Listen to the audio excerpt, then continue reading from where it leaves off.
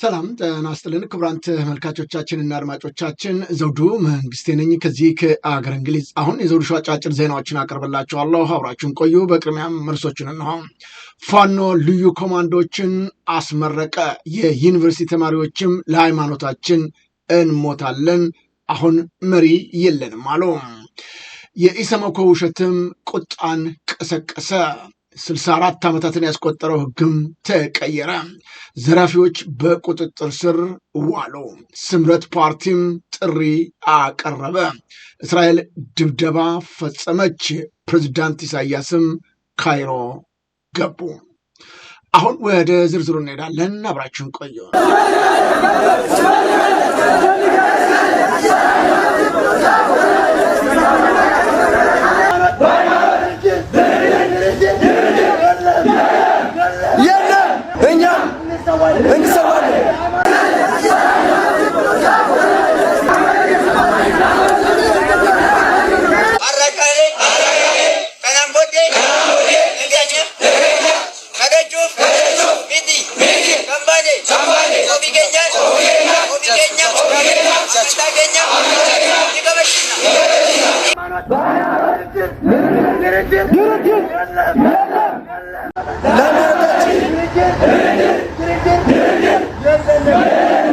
ፋኖ ልዩ ኮማንዶችን አስመረቀ። 204ኛው አስቻለው ደሴ ኮር ነው ለወራት ያስለጠናቸውን የፋኖ ኮማንዶ ልዩ ሰራዊቱን ማስመረቁን የገለጠው። የአማራ ፋኖ ብሔራዊ ንቅናቄ ጎንደር ጠቅላይ ግዛት በላይ ዘለቀ እዚህ 204ኛው አስቻለው ደሴ ኮር ግዙፍ እቴጌ ጣይቱ ክፍለ ጦር ለወራት ያስለጠናቸውን የፋኖ ሰራዊቶች በደማቅ ስነስርዓት አስመርቋል። በምረቃ ስነስርዓቱ ላይ የእዙ የኮርና ክፍለ ጦር ከፍተኛ አመራሮች፣ ጥሪ የተደረገላቸው እንግዶች፣ የሃይማኖት አባቶች፣ የሀገር ሽማግሌዎች፣ ወጣቶችና የአካባቢው ማህበረሰብ አባላት ተገኝተዋል። የኮሩ ዋና አዛዥ ሜጀር ጀነራል ተሾመ አበባውን ጨምሮ ከፍተኛ አመራሮች መርሃ ግብሩ ላይ መሳተፋቸውን ከስፍራው ለዘውዱ ሾው ሚዲያ በተላከው መረጃ ለማወቅ ችለናል። በዕለቱ የተገኙት ክቡር እንግዳም 204ኛው አስቻለው ደሴ ኮር የተጣለበትን ታሪካዊ ኃላፊነት ለመወጣት የህዝቡን ዘላቂ ሰላም ለማረጋገጥ መሰል የሰው ኃይል ግንባታ አጠናክሮ እንደሚቀጥልም በዕለቱ ተገልጿል። የራስ አበበ አረጋይ ክፍለ ጦር 2 ከተሞችን ተቆጣጠረ። የአማራ ፋኖ ብሔራዊ ንቅናቄ ሸዋ ጠቅላይ ግዛት ነው አሳምነው እዝ አጼ አምዶ ጽዮን ኮር አካል የሆነው የራስ አበበ አረጋይ ክፍለ ጦር ከአርበኞች ጦር ሰራዊት ጋር በቅንጅት በተሰራ ልዩ ኦፕሬሽን ነው ፍቼ ሰላሌ አውራጃን የደብረ ሊባኖስ ወረዳ ዋና ከተማን ጨምሮ ሴት ደብርና ውሻ ገደል የሚባሉ 2 ወረዳ ከተሞችን ነው በቁጥጥር ስር ማድረጉን ኮሩ ለዘውዱ ሾው ሚዲያ በላከው የግንባር መረጃ አስታውቋል። የደብረ ሊባኖስ ወረዳ የሆኑ በርካታ ነዋሪዎች የፋኖ ደጋፊ ናቸው በሚል ብዙዎቹን ለሞት ለስደትና እንዲሁም ለከፍተኛ ስርና እንግልት የተዳረጉ የወረዳ ብልጽግና አመራሮች ላይ ያነጣጠረ ጥቃት ሲፈጽም የጸጥታ ኃይል ዘርፍ ኃላፊውና ሌሎች ቁስለኛ ሆነው ወደ ፍቼ ከተማ ሆስፒታል የተወሰዱ ሲሆን ለአገዛዙ ቅጥረኛ በመሆን መረጃና ስራ ላይ ሆነው ሲያገለግሉ በተገኙ ባንዳዎች ላይ ክፍለ ጦሩ የማዳግም እርምጃ በመውሰድ ነው ከተማዋን የተቆጣጠራት። የኢሰመኮ ውሸት ቁጣን ቀሰቀሰ። በአርሲ ወረዳ ነው በደረሰው ጥቃት 3 ሲቪል ተገድለዋል፣ ቤተክርስቲያን ተቃጥለዋል፣ መስጊድ ተዘርፏል ሲል በሰጠው መግለጫ ላይ በበርካታ ኢትዮጵያኖች ጉዳዩ ቁጣን ቀስቅሷል።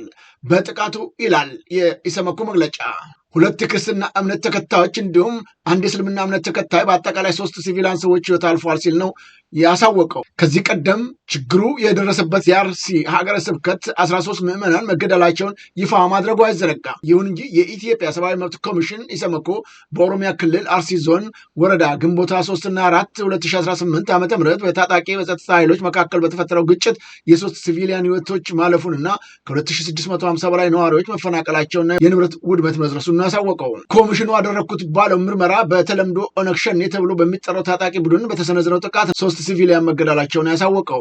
የጠለታ ቅዱስ ገብርኤል ቤተክርስቲያንና መኖሪያ ቤቶች መቃጠላቸውንም ገልጿል። በአንድ መስጊድም በጤና ጣቢያና በንግድ መደብሮች ላይም ዝርፊያና ጉዳት መድረሱን ማረጋግጫለሁ ሲል ገልጿል። ኢሰመኮ ዋና ኮሚሽነር ብርሃኑ አዶሌ መንግስት በአካባቢ በቂ የጸጥታ ኃይል መመደብ የዜጎችን ዜግነት ደህንነት እንዲጠብቅ፣ ለተፈናቀሉ ወገኖች አስቸኳይ ሰብአዊ ድጋፍ እንዲቀርብና ጥቃቱ መርምሮ ተጠያቂነት እንዲያረጋግጥ ማሳስቢያለሁ ይላል። ይሁን እንጂ በሚያሳዝን ሁኔታ የሞቱት ሰዎች ራሱ ጉዳዩ የሚመለከተው የኢትዮጵያ ኦርቶዶክስ ተዋሕዶ ቤተክርስቲያን አጠገቡ እያለ ማጣራትና መመርመር ሲገባው 3 ሰዎች ብቻ ሞቱ በሚል መግለጫ መስጠቱ የብዙዎችን ቁጣ ቀስቅሷል።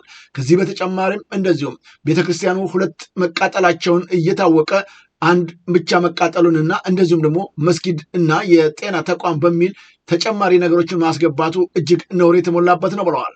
በዚህ ምክንያት ገለልተኛ ያልሆነ ለህዝብ ያልቆመ የስርዓቱን ጉዳይ ጠባቂዎች ዛሬም ለህግና ለፍትህ እስከሚቀርቡ ድረስ ህዝቡ ቁጣውን ሊያሰማ ይገባልም ተብሏል።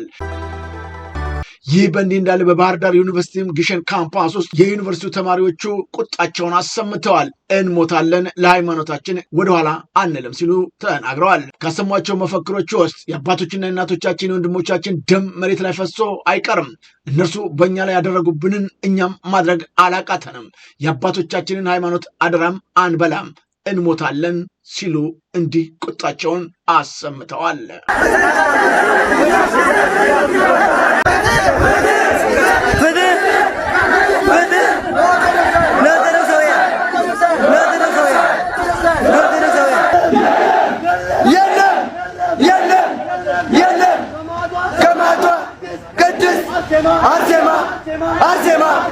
አርሴማ አንገቷን እየተሰዋችው እኛም እንሰዋለን ለሃይማኖታችን።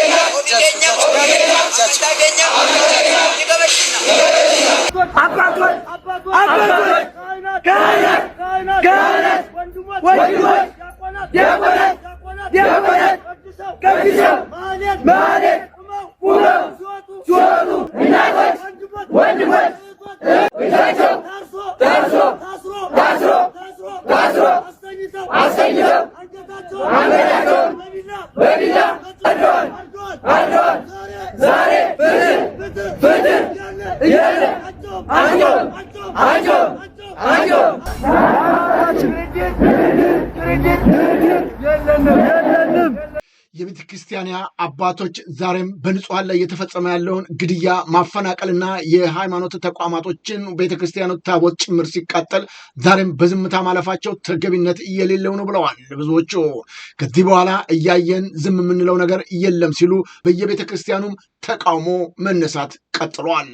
የሃይማኖት አባቶች ዛሬም ለሞቱት፣ ለታረዱት፣ ቤተክርስቲያናቸው ለተቃጠለባቸው ምዕመናቶች አንደበት በመሆን መከላከልና በዚህ ወንጀል ላይ የተሳተፉትን ለሕግ እንዲቀርብ ከህዝባቸው ጎን በጋራ መቆም ሲገባቸው ከዚህ በኋላ ሻማ አብሩ እያላችሁ የምትቀልዱበት ጊዜ በቃ ሲሉ ምዕመናኖቹም በቤተ ክርስቲያን ውስጥ እንዲህ ቁጣቸውን አሰምተዋል። ለእናንተስ ለእንዲናች አቆረቁራችሁ ወይ የሚፈሰው የንጹሐን ደም እስከ መቼ? እሳቸው እንደማንኛውም ክርስቲያን ናቸው። ክርስቲያን ስለሆኑ ነው የመጡት። አሸርጋጅ ነው። ከቁመታቸው በላይ የሚያክል ውስኪ ይዘው ለሽምግልና ቢሄዱ ጳጳሳት ዛሬ የብልጽግና ጊዜ የሞሉ ወገኖቻችንን እያስጨረሱ ነው። ክቡር መጋቢ የት ቦታ ልታወራ ነው? አባ ዘበአማን የት ቦታ ነው የሚወራው? እስኪ ነገሩ ተረጋጋ። ቆይ አሁን ተስፋዬ በሀገረ እስራኤል የኢትዮጵያ ባለስልጣን አምባሳደር ለማውራት ነው የመጣው እንዴ? ክቡራን አንተ ነህ እንዳንተ ያለው ነው። አንተ እንዳንተ ያለው አንተ አሸብሻይ በመጸለይ ነው የመጣነው። እግዚአብሔርን ለማመስገን ነው የመጣነው። 64 ዓመታትን ያስቆጠረው የኢትዮጵያ ወንጀለኛ ስነስርዓት ህግ ተቀየረ። ህዝብ ተወካዮች ምክር ቤት ላለፉት 64 ዓመታት በስራ ላይ የቆየውን የኢትዮጵያን የወንጀለኛ ስነስርዓት ህግ የሚተካ አዲስ አዋጅ አጽድቋል። አዲሱ የወንጀል ስነስርዓት ማስረጃ ህግ አዋጅ ቁጥር 1410/2018 በነጋሪት ጋዜጣ ታትሞ በይፋ እስኪሰራጭ ድረስ ህዝቡ ባለድርሻ አካላት ይፋ ያልሆኑ ረቂቅ ሰነዶችን ከመጠቀም እንዲቆጠብ የፍትህ ሚኒስትርን በጥብቅ አሳስቧል። ሚኒስትሩ እንዳሳወቀው ከሆነ በአሁኑ ወቅት አርጦና የመጨረሻ ቃላት ማስተካከያ ስራዎች በምክር ቤቱና በሚኒስትሩ በኩል ከፍተኛ ጥንቃቄና ፍጥነት እየተከናወነ ይገኛልን ሲል ገልጿል። ይፋ ያልሆኑ እና ያልተጠናቀቁ ረቂቅ ሰነዶችን ለተለያዩ ሙያ አገልግሎቶችና ስልጠናዎች ማዋል በአፈጻጸም ላይ የአንቀጾች አለመጣጣምን እንደሚፈጥር የተገለጸ ሲሆን ይህን በፍትህ ስርዓቱ ላይ ማደናገሪያ ሊያስከትል እንደሚችልም ጠቁሟል። ህጉ የመጨረሻ አርትዖት ስራው ሲጠናቀቅ በነጋሪት ጋዜጣ ከመታተም በበለጠ በሚኒስትሩ ድረገጽ እና በማህበራዊ ሚዲያዎች በሶፍት ኮፒ ለህዝቡ ተደራሽ እንደሚሆንም ፍትህ ሚኒስቴር አሳውቋል። ደሴ ከተማ የኦርቶዶክስ ተዋሕዶ እምነት ተከታዮች ሁለተኛውን ዝማሬ ጳራቅሊጦስ መንፈሳዊ ጉባኤ ከትናንት በስቲያ አካሄዱ።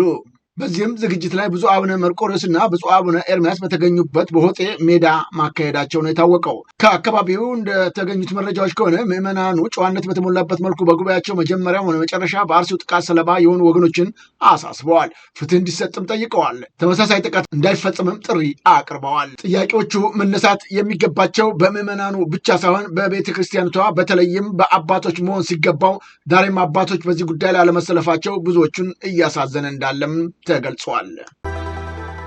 በቡኢ ከተማ አሽከርካሪውን ገድሎ ባጃጅ ደርሰው የነበሩ በወልቂጤ ከተማ በቁጥጥር ስር ዋሉ።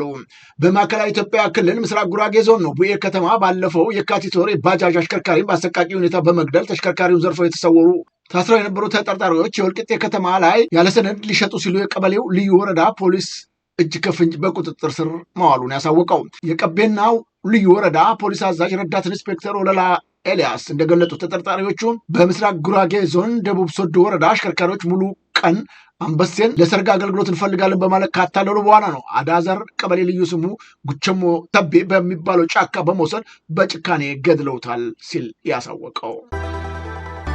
ስምረት ፓርቲ ጥሪ አቀረበ። በትግራይ ክልል የህግና የጊዜያዊ መስተዳድሩን በጠመንጃ አፈሙዝ ተቆጣጥሮ ያለውን ኃይል ክልሉ ወደ ከፋ የጦርነት ድባብ ሰው አልባ መዋቅር እየመራ መሆኑን የገለጸው የትግራይ ዲሞክራሲያዊ ስምረት ፓርቲ ህዝቡና ወጣቱ ለአዲሱ ህዝባዊ የፖለቲካ ትግል እንዲሰለፍም ጥሪ አቅርቧል። የድርጅቱ ምክር ቤት ከግንቦት 29 እስከ 30 2018 ዓ.ም ያካሄደውን ሁለተኛ መደበኛ ስብሰባ ማጠናቀቅ ተከትሎ ነው ባወጣው መግለጫ በትግራይ ክልል እየተባባሰ መጥቷል ያለውን የኋላ ቀር ቡድን ውሳኔ የሉና አደጋ እያደረገ መሆኑን ያሳወቀው። የስምረት ምክር ቤት ባወጣው መግለጫ በአሁኑ ወቅት በትግራይ ስልጣን ላይ ያለው ኋላ ቀር ቡድን የኤርትራን መንግስት የህግደፍን የወታደራዊ መመልመያ ፖሊሲ በክልሉ ተግባራዊ በማድረግ ላይ ይገኛልም ብሏል። ይህ ድርጊቱን በትግራይ ከባድ የጦርነት ድባብ የጦርነት ወሬ እንዲነግስ ማድረጉንም ጠቅሶ ድርጅቱ ወቅሷል። በችሎት ያልተገኙ ተከሳሾች የጋዜጣ ጥሪ እንዲደረግላቸው ታዘዘ። በገበያ ላይ የነዳጅ እጥረት እንዲከሰት አድርገው በሚል በከባድ የሙስና ወንጀል ክስ የተመሰረተባቸው የኢትዮጵያ ነዳጅና ኤነርጂ ባለስልጣን የኢትዮጵያ ነዳጅ አቅራቢ ድርጅት ከፍተኛ የስራ ኃላፊዎችን ጨምሮ 13 ተከሳሾች የክስ መቃወሚያ ላይ ብይን ለመስጠት ነው በያዘው ቀጠሮ የፌዴራል ከፍተኛ ፍርድ ቤት መዝገብ መርምሮ ውሳኔም ሰጥቶበታል። የፌዴራል ከፍተኛ ፍርድ ቤት የልደታ ምድብ 3ኛ ሙስና ጉዳዮች ወንጀል ችሎት በነበረው ውሎ የተከሳሾችን የክስ መቃወሚያ ሰምቶ ብይን ለመስጠት ቀጠሮ መያዙም ይታወሳል። በዚሁ መሰረት ችሎቱ በቀረበው የክስ መቃወሚያ ላይ መርምሮ የሰጠው ብይን በመዝገቡ ከ1 እስከ 10 የተጠቀሱት ተከሳሾች የተከሰሱበት 3 ክሶች አንደኛ፣ ሁለተኛና ሶስተኛ እስከ 11 እና 13ኛ የተጠቀሱት ተከሳሾች ከተከሰሱባቸው 2 ክሶች በመዝገቡ 4 እና 5 ነው የተቀመጠውን ክስ ጋር በአንድ መዝገብ የተከሰሱ በመሆኑ ክሶቹ ተነጥለው በ2 መዝገብ እንዲቀርቡ ተከሳሾቹ ያቀረቡ መቃወሚያ ፍርድ ቤቱ ተቀብሏል። በሌላም በኩል 7ኛ እስከ 10ኛ ተከሳሽ የሆኑት አቶ ጌታቸው አሞኘ፣ ወይዘሮ በረከት ወርቁ ወይም በረከት ገበሬዋ፣ አቡሽ አየልና ይልቃል የኔ ሰው ዛሬም በችሎት ያልተገኙ ቢሆንም በተለይም ወይዘሮ በረከት ወርቁ ከሀገር ወጥተው በውጭ ሀገር እንደሚገኙ በማህበራዊ ሚዲያ መግለጻቸውን አቃቢ ሕግ ለፍርድ ቤቱም አስረድተዋል። በመሆኑም ተከሳሾች በጋዜጣ ጥሪ ለማድረግ የሚወስደው ጊዜ እንዲሁም በክስ መዝገቡ የቀረቡትን 1፣ 2 እና 3 ክሶችን ከ4 እስከ 5 ክሶች ተነጥሎ በ2 መዝገብ ለማቅረብ የሚያስፈልገውን ጊዜ ከግምት በማስገባት ለሰኔ 18 2018 ዓ.ም ተለዋጭ ቀጠሮም ተሰጥቶበታል። አሁን ወደ ውጭ ዜና እናመራለን። እስራኤል በኢራን ላይ የአጸፋ ጥቃት ሰነዘረች። የተኩስ አቁም ስምምነቱም አደጋ ላይ ወድቋል ተባለ። በትላንትናው ዕለት የቪዲዮና የሳተላይት መረጃዎች እንደሚያሳዩት የእስራኤል በኢራን ዋና ከተማ ቴሄራንና ኢስፋሃን ከተሞች ላይ መጠነ ሰፊ የሚሳኤልና የአየር ጥቃት ፈጽማለች። ይህ እርምጃ የተወሰደው ኢራን ቀደም ሲል በሰሜን እስራኤል ላይ ላደረሰችው ጥቃት ምላሽ ለመስጠት መሆኑንም የዕለቱ ዜና ዘገባዎችም አመልክተዋል። ጥቃቱን ተከትሎ በሁለቱም ሀገራት መካከል ለወራት ቆይቶ የነበረው የተኩስ አቁም ስምምነት ሙሉ በሙሉ መፍረስ አደጋም ተጋርጦበታል ነው የተባለው። የአሜሪካው ፕሬዚዳንት ዶናልድ ትራምፕ ቀደም ሲል ለእስራኤል ጠቅላይ ሚኒስትር ኔታንያሁ የአጸፋ ጥቃት እንዳይሰነዝሩ አሳስበው የነበረ ቢሆንም ጥቃት መፈጸሙ በቀጠናው ያለውን የጦርነት ስጋት ይበልጥ አጋግሎታል። በመጨረሻም ካይሮ የኤርትራው ፕሬዝዳንት ኢሳያስ አፈወርቄ ለ3 ቀናት ይፋ የስራ ጉብኝት ካይሮ መግባታቸው ታወቀ። በልኡካን ቡድኑ ውስጥ የውጭ ጉዳይ ሚኒስትር ኡስማን ሳላህ ተካተዋል ነው የተባለው። ጉዞ በአፍሪካ ቀንድ በቀይ ባህር እና በመካከለኛው ምስራቅ ጉዳዮች ከአርሲሲ ጋር ለመምከር እንደሆነም ነው የተገለጸው። አብይ አህመድ በቀጠናው እያደረገ ያለው እንቅስቃሴ ለብዙዎቹ አደጋ የሚያስከትለው ነው በመገኘቱ በተለይም በምስራቅ አፍሪካ የሚገኙ ጎረቤት ሀገራቶች ጭምር ሳይቀር በኢትዮጵያ ላይ ጥንቃቄ የተወሰደበት ዲፕሎማሲያዊ ስራዎች እየሰሩ እንዳለም ለማወቅ ተችሏል። ክቡራን ተመልካቾቻችንና አድማጮቻችን ለአሁኑ ያቀረብኩላችሁ የዘውዱ ሾው አጫጭር ዜናዎች እነዚህን ይመስሉ ነበረ። በቀጣይ ዝግጅታችን እስከምንገናኝ የዘውዱ ሾው ሚዲያን ሼር፣ ላይክ እና ሰብስክራይብ በማድረግ ወዳጅ ቤተሰቦቻችን እንድትሆኑ ከወዲሁ በአክብሮት እንጋብዛለን። ከዜናዎቹ ጋር አብሬያችሁ የነበርኩት እኔ ዘውዱ መንግስት የነበርኩኝ። በቀጣይ ዝግጅታችን እስከምንገናኝ ሰላም ጤና ይስጥልኝ።